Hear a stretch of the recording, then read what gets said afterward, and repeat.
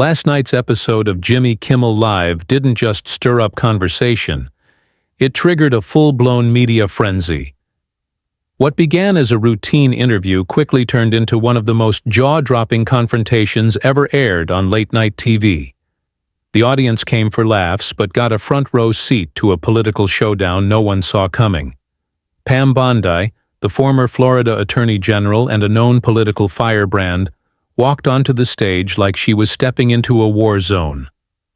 Dressed in a bold crimson blazer and wearing a look of unwavering confidence, she made one thing clear: she wasn't there to play nice. The audience reaction was instant. Half the room erupted in cheers, while the other half booed loudly. Tension filled the studio before a single word was spoken. Pam took her seat, smiled politely, and waved to the crowd as if the jeers didn't faze her. But everyone could feel it. She was primed for battle, ready to stand her ground and speak her truth in front of a crowd that wasn't entirely on her side. What she didn't know was how fast things would spiral. Jimmy Kimmel started off with his usual charm, tossing a light-hearted jab. "Politics," he joked, "are now more dramatic than reality TV." Pam smiled calmly. "Thanks for having me, Jimmy. Let's talk," she said. At first, the conversation stayed safe. Gas prices, inflation, school choice. Pam responded with practiced poise, delivering her points like someone who's weathered many political storms. But with each question, the tension in the room mounted. Every laugh from the crowd felt sharper, more pointed. Jimmy was clearly building toward something. Then he dropped the bomb. With a sly grin, Jimmy leaned in and asked, "Tell me, Pam, do you actually believe the things you say on TV, or are you just auditioning for your next political gig?" The audience roared. Phones came out. The entire vibe shifted. But Pam didn't flinch. She took a breath, straightened her back, and fired back, "I believe in the Constitution, in law and order, and in telling the truth. Even if that doesn't always get applause on shows like this." The room went silent for a beat, then erupted. Applause clashed with boos. Jimmy raised an eyebrow, clearly surprised she hadn't taken the bait. But he wasn't done. "Truth," he shot back. "That's a bold word in politics, especially coming from someone who's defended some of the most controversial decisions in recent history." Pam's voice turned steely. "It's easy to criticize leadership from behind a desk," she snapped. "Maybe that's why I was in courtrooms while you're behind cards." The crowd gasped. Some clapped. Others yelled. Even the camera crew looked unsettled. The energy had shifted. This was no longer playful late-night banter. It had become a full-scale verbal clash. Jimmy chuckled, attempting to steer the conversation back to humor, but his smile seemed forced. "Come on, Pam," he said. "Don't act like your party's got it all figured out. With the chaos at the border and non-stop scandals, it's hard to tell who's even in charge anymore." Pam leaned in slightly, her voice steady and firm. "Criticism's easy when you don't have any skin in the game. My job wasn't to crack jokes. It was to fight for what I believe keeps this country safe. So tell me, Jimmy, what exactly do you contribute? Memes? Sarcasm? Cheap applause?" The crowd stirred, visibly shaken. A few audience members stood. More phones were raised. Backstage producers whispered urgently into headsets, debating whether to cut to commercial, but the cameras kept rolling. Then Jimmy turned to the big screen behind them, queuing up an old news clip. In it, Pam hesitated awkwardly when pressed about a controversial Florida law. The footage zoomed in on her expression during the pause.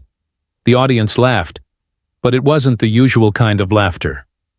This time it felt colder, meaner. Pam didn't blink. She looked at the screen, then turned to Jimmy. "That's your big moment, Cole?" she said flatly. "Some 5-second clip edited for laughs? Maybe you should apply for a job at a cable news network. You're halfway there." The audience erupted again. Some cheered, others booed louder. Jimmy leaned in, visibly irritated.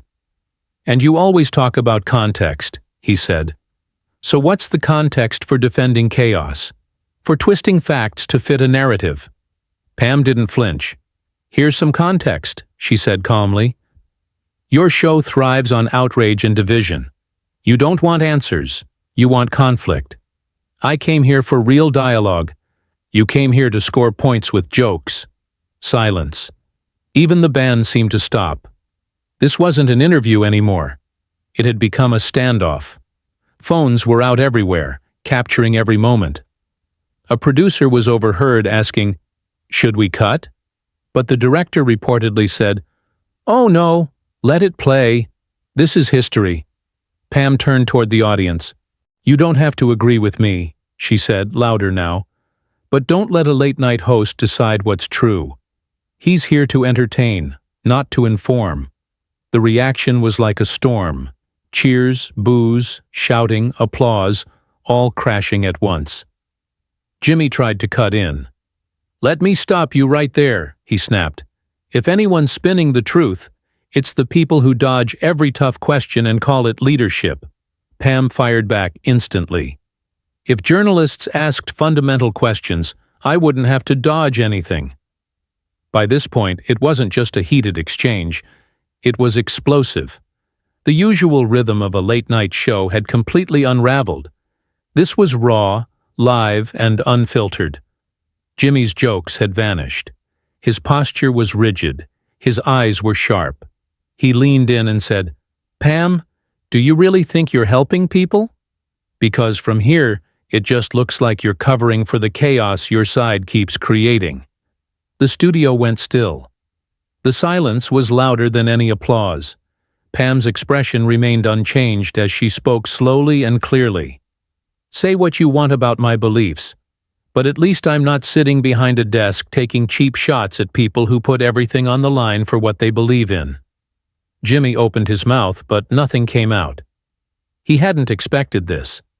Pam continued, "Leadership isn't easy. It's messy, and it's rarely popular. But mocking it, that's the easy part." The audience froze, unsure whether to cheer or stay quiet. The tension in the room was electric. Finally, Jimmy broke the silence, clearly frustrated. "When I invited you here to have a conversation," he said, "it feels like you came looking for a fight." Pam didn't miss a beat. She sat up straighter, her voice razor-sharp. "I came to defend the truth. And if that feels like a fight to you, maybe you should stick to interviewing celebrities and leave the real issues to people who can handle them." The crowd exploded. Some jumped to their feet and clapped. Others booed. Many just stood frozen, watching every second unfold. Backstage was chaos. Producers yelled into earpieces. A voice shouted, "Cut to break!" But the director snapped back, "Don't touch it. This is going viral." Pam stood up. She pulled off her mic and turned to the crowd. Her voice was no longer polite, just powerful. "I came here in good faith," she said. "But it's clear Jimmy doesn't want a conversation. He wants a performance. I won't be part of a circus." Jimmy tried to regain control. "Well, that was different," he muttered with a forced smile. But it was too late. The mood had shifted. The damage was done, and everyone knew it. Pam Bondi walked off the stage without looking back. The camera stayed on her until she disappeared behind the curtain. The crowd was split, some shouting, some clapping, all unable to look away. Within minutes, the internet lit up. Clips flooded TikTok, Instagram, Twitter. Every platform ignited at once. Hashtags like Pam on Kimmel, chaotic walk-off, and late-night showdown trended globally. Influencers reacted in real time. Political commentators rushed to issue statements. The internet couldn't get enough, and it was only the beginning. As the show awkwardly cut to the next segment, everyone watching knew they had just witnessed something unforgettable. Jimmy tried to move on, but his rhythm was off. The jokes fell flat. The crowd was distracted, still buzzing from the explosion they had just seen. Backstage, the energy was frantic. Studio staff scrambled from room to room trying to contain the PR disaster unfolding in real time. One producer was overheard saying, "We didn't expect that." Not from her. But it was too late. No amount of spin could erase what millions had just witnessed live. Meanwhile, Pam Bondi was already trending worldwide. Footage of her walk-off was everywhere.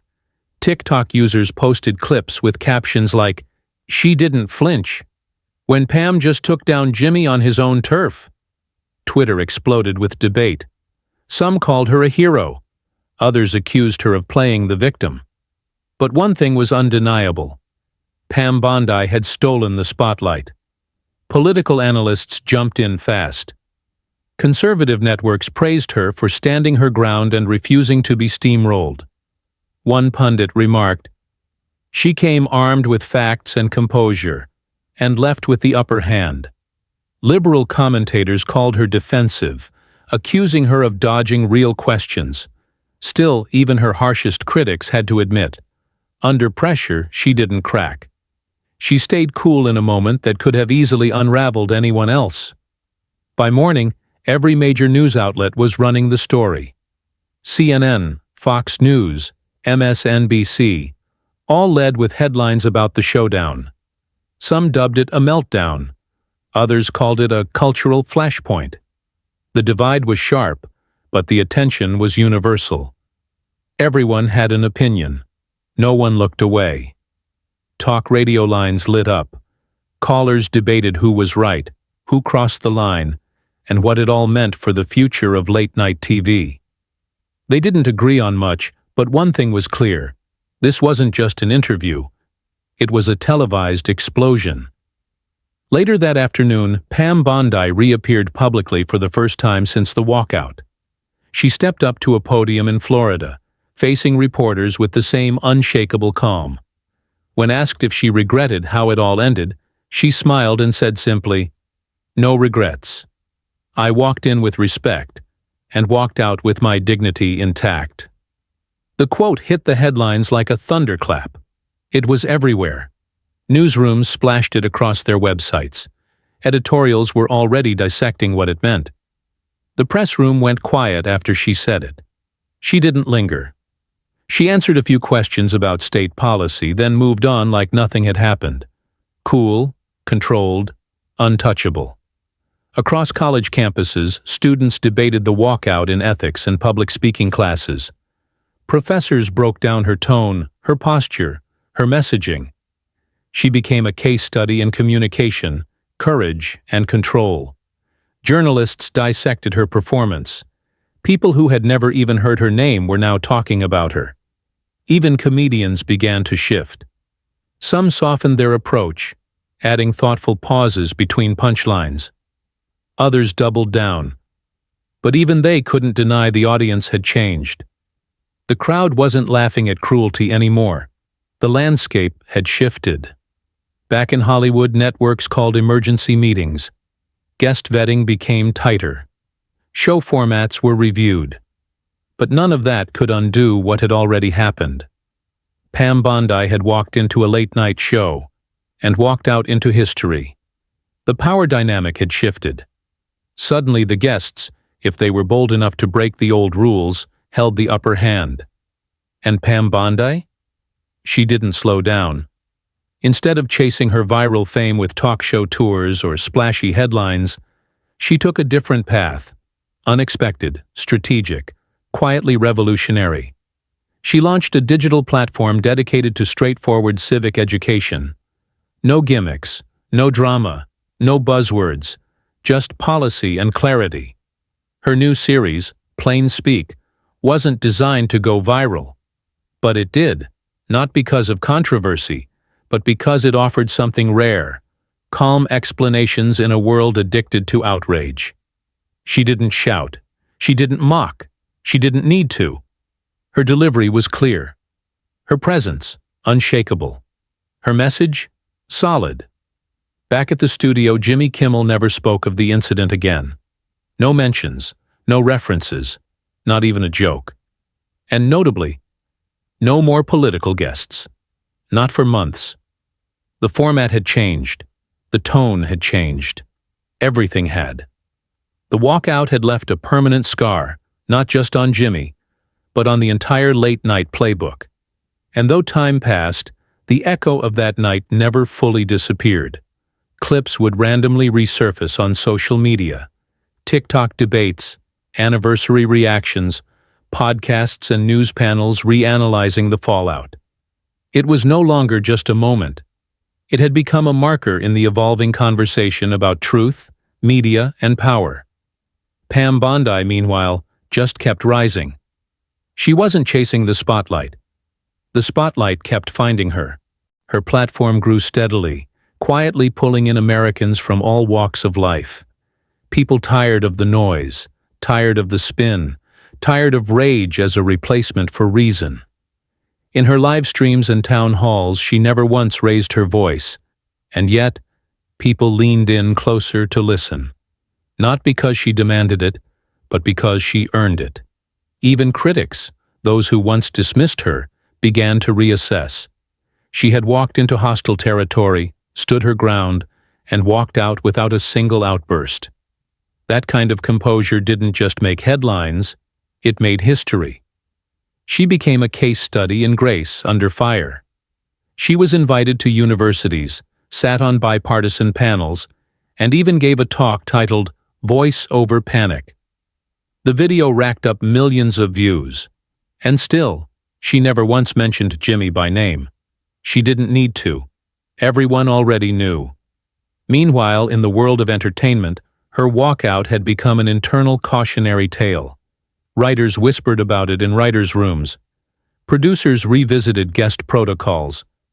Networks updated their playbooks. Late-night shows, once casual with political interviews, became tense. Political guests were now thoroughly pre-briefed. Writers were warned, don't create a moment that feels like an ambush.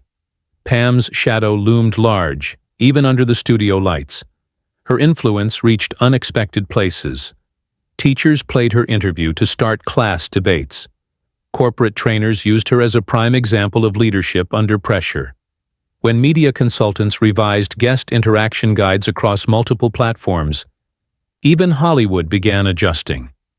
Writers and bookers enforced new standards for political guests, directly because of her. And just when it seemed like the moment had finally settled, it flipped again. A leaked internal email from ABC's executive office hit the internet like a lightning strike. The email was written just days after Pam's appearance, and detailed private discussions among senior producers at Jimmy Kimmel Live. It revealed that her walkout wasn't a random act of drama. It had been planned.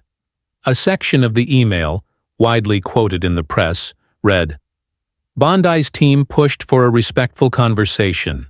Kimmel wanted confrontation. We sided with the segment's entertainment value. It worked, but now we're managing blowback. The backlash was immediate. Social media erupted with fury. Viewers demanded answers. Many who had criticized Pam before now asked, was she set up? Was the entire segment always meant to be a spectacle? Was her dignity sacrificed for a few extra ratings points? Influencers, journalists, and even rival TV hosts weighed in. One well-known media critic tweeted, if that email is real, this wasn't just uncomfortable, it was unethical. Hashtags like #NotJustPam and #Kimmel Setup began trending. Major news outlets followed up with stories and editorials calling for transparency. Viewers were enraged, not because Pam had said so much, but because she hadn't. Instead, in her own time, she quietly uploaded a video. In the video, she sat at her desk. No dramatic lighting, no special effects. Just her words. I came to that show ready for a challenging conversation, she said. I didn't expect to be praised. I came prepared to be challenged, but I didn't come to be baited. She paused. When we decide that people we disagree with are just characters to mock, we lose something more significant than a debate. We lose respect. We lose honesty. And we lose the ability to fix the problems that affect us all. The video quickly went viral again. But this time, it wasn't just political. Pam's calm call for accountability resonated far beyond Washington or Hollywood. Artists, educators, students, workers, people from all walks of life shared her words. Not because they agreed with every policy she supported, but because she stood for something more meaningful. She had become a voice for balance in an increasingly unbalanced world. However, the controversy wasn't over. A month later, an anonymous former staffer from The Kimmel Show published an op-ed in a major news outlet. The piece claimed that not only had producers anticipated Pam's reaction, they had hoped she would walk out. According to the op-ed, the team was counting on her losing her cool. What they hadn't counted on? She wouldn't. This revelation reignited the story. ABC quickly issued a brief statement denying any intent to provoke, insisting the segment had been unscripted and spontaneous. But the damage had been done. The public was no longer just questioning Pam's actions. They were now questioning the integrity of late-night TV itself. People wanted accountability. Petitions circulated. Public apologies were demanded. Some even called for internal investigations. Pam, however, didn't fuel the fire. She never called for cancellations. She didn't demand revenge. She didn't need to. Her silence had become more powerful than any counterattack. She had already said what needed to be said, and the public was still listening. Eventually, things quieted down. The storm passed, but the shift remained. Pam Bondi never returned to late-night TV. She didn't have to. She had built something far greater. A platform, a following, a presence that didn't rely on cameras or applause. Jimmy Kimmel, on the other hand, returned to his stage each night, with fewer political guests, fewer heated monologues, and a tone that seemed more cautious. The show was still successful, but the edge had dulled, the spark had changed, and deep down, everyone watching knew why. Years later, when people look back on that unforgettable confrontation, they don't call it a meltdown. They don't call it a publicity stunt. They call it what it truly was, a turning point. It wasn't just the night Pam Bondi walked off the stage. It was the night the audience walked away with her. Thanks for watching. If you want to see more content like this, hit that like button and don't forget to subscribe. Check out these other videos. You might like them. See you in the next one. Until then, take care and goodbye. Hi.